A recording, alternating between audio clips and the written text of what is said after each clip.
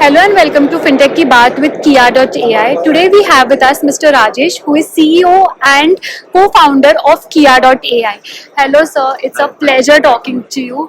So how is GFF treating you so far? I think JFS is a landmark event of its sorts. I think it's one of the biggest fintech events in the world this year with 80,000 people attending it, delegates attending it. Right. I think it takes it to a different level. Right. From a perspective of the relevance for us, we are pretty much into financial solutions. So this is the perfect platform for us Right. to meet our clients, to do product launches for our clients and for new products that we seek. And importantly, I think it is a good place to network with industry peers Okay. in understanding trends and looking at partnerships as well. Okay. So what is Kiya.ai all about? So we are a company that's focused on financial solutions. We have been around for a long time. We rebranded as Kiya.ai in 2022. Okay. We have roughly about 600 plus banks as our clients across 55 countries. And over a period of time, we've rendered solutions around core banking, digital banking, that is mobile apps. We have our own platform that renders a single code base for mobile plus internet banking. And we are a large player in the omni-channel space, Okay. including tablet banking, agency banking, and very recently we launched our metaverse platform, Okay. Wow. Bharat Meta. Oh nice. And there are a few joint ventures that we are announcing there as well at the event. Furthermore, we are one of the larger players on the RegTech space. Okay. So if you look at the whole aspect of anti-money laundering, anti-fraud, and cyber crime detection, etc., that's an area that we are one of the world leaders, so to say. We are ranked amongst the top 3 players globally, Wow. with over 300 banks that use our solutions across 48 countries. So, would you like to share few thoughts or tell me something about your new launches? So we had, if you look at the concept of the event per se, that was around responsible AI, and of course there is the whole talk about sustainability and then financial inclusion, etc. Importantly, when we look at our product launches, we've looked to see the use of generative AI and artificial intelligence in general for the use of banking technology. So around this, we planned a launch. We launched our meta-human technology called Disha. Disha is a large language model trained on banking products. Okay. So it can take up the query answering for all banks for their products, Okay. training their employees. It can also discuss with customers their preferences, and over a period of time learn in such a way that it is able to advise the customer as well. Now this would take the aspect of inclusion also to a new level, because the uh, MetaHuman is trained on multilingual Right. capabilities as well, Right. and that hence you can go to rural areas with this new technology. So when we look at the Prime Minister's vision of AI for all, Right. this is, I think, one of the core pillars as we see there. Right. The other area is that the use of generative AI and artificial intelligence in general for financial crime surveillance. Now there has been the talk of how artificial intelligence is seen and operated by regulators themselves to say that is this being used rightly. In the concept of responsible AI, a core pillar there is about avoiding biases within AI. So when we look at the whole aspect of scanning millions of transactions, there is a likelihood that the system can create biases at times. Right. So we created a framework Okay. around what is called explainable AI, where our anti-money laundering product is able to determine and bring out the aspects to say if there was a suspicious activity detected, on what basis was it marked as suspicious. Alright. So you know that there was no bias. This was clearly under the regulations of whatever jurisdiction we apply. Okay. So that is a concept we launched here at that event. Oh wow. There's also the part that use of generative AI can drastically optimize false positives and Right. how you scan millions of transactions Right. very quickly. Right. So that is something that we are probably highlighting within this event to people. Right. There is also the area that when we look at customer services, we launched our metaverse platform, but also what we call as the modern digital banking unit, where we are able to have people interact with the avatars in different channels. Okay. So you can talk to a MetaHuman avatar on the mobile banking app. You're talking to that on the digital banking unit.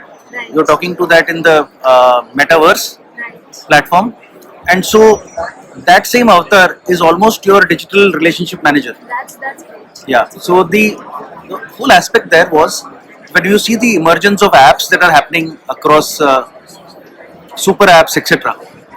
What it has done, it has taken away the element of personalization, Right. because what was about 30 Huh. items to choose from earlier is now probably 350. Right.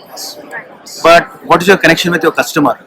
And so with the meta-human technology that we bought in, we intend to engage the customer personally and to make sure that the one-on-one conversations that you have with the meta-human is able to be relayed back to the bank. Okay. There is also that some of the disadvantages of generative AI is the ability to hallucinate at times, etc. Oh yes. Yes. So we have brought in sort of rules to make sure that we don't allow that to happen. Yes. So beyond a particular point, we are making sure that the advice that is given to by the meta-human, we make sure that the pricing, the product sale is all done under how regulations have to operate. That overselling is not done under the guise of artificial intelligence. So these are some of the core aspects of responsible AI, those that we've launched. So your mental health, your lots of things are in lineup. So how do you say how has your journey been so far being a co-founder? So I think we were formed 29 years ago. Oh It's a very long time since we've been in yes, existence. very long. I have been part of the pilot project for banking in India, driven by Reserve Bank of India and Bank of India in 1992. And so were my colleagues who were my mentors at that time. So I think the core part is about the passion that you have. The any co-founder can feel overwhelmed by the business, but I think the key tenet is to make sure that you have enough motivation to keep innovating, Right. and that is one drive that is there within Kiya.ai, that we keep doing new things every time that is relevant to the customers of ours, something that really is able to make life easier for banks, their customers, and of course for us. So that's one key element that keeps us going. So what inspired to take the plunge? So what came to your mind कि यार startup करना ही है?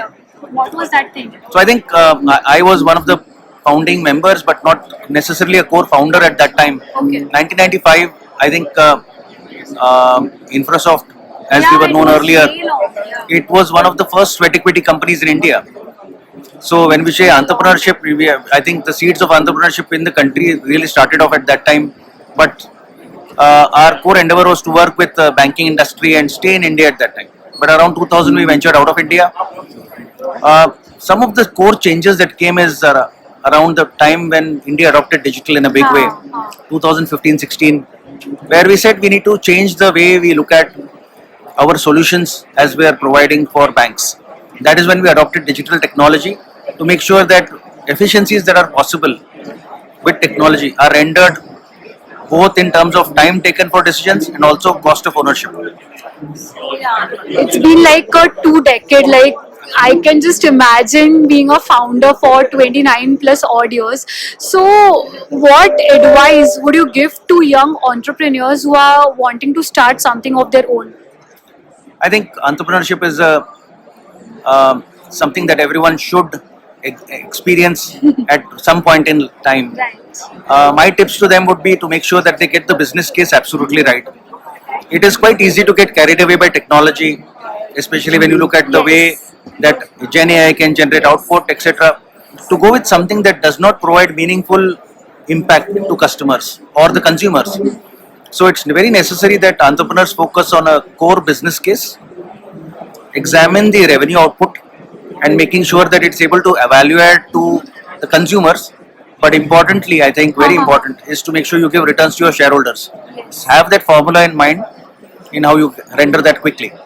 And what is something that they should keep in mind? Like ये गलती तो कभी मत करना when you are starting up. So what is that thing? So I think the fact that some of the tips I would give is that don't give away too much equity when you start up. Yeah. Remember that capital is easy to get nowadays, but you also have to generate value on that. Yes. So try and raise capital only when you need it. Yes. Try and only raise that much capital that you need. Extra things can come in from performance of the business, or there are other instruments to achieve it. So long as you remain in control of your business, that gives you the freedom to express yourself. Last question for the day. Define yourself in 3 words. So I think I'm very committed.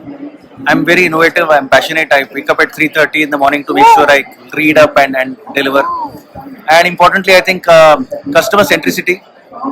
I'm a person. I know my clients by name. I can recognize them in not just their offices, but anywhere that I meet them. But importantly, I make sure that everything that we do at Kiyaai is having a positive impact on their businesses. Thank you so much. It was really impactful, and I really had a blast having this conversation. Thank you so much, sir. Thank you. Thank you.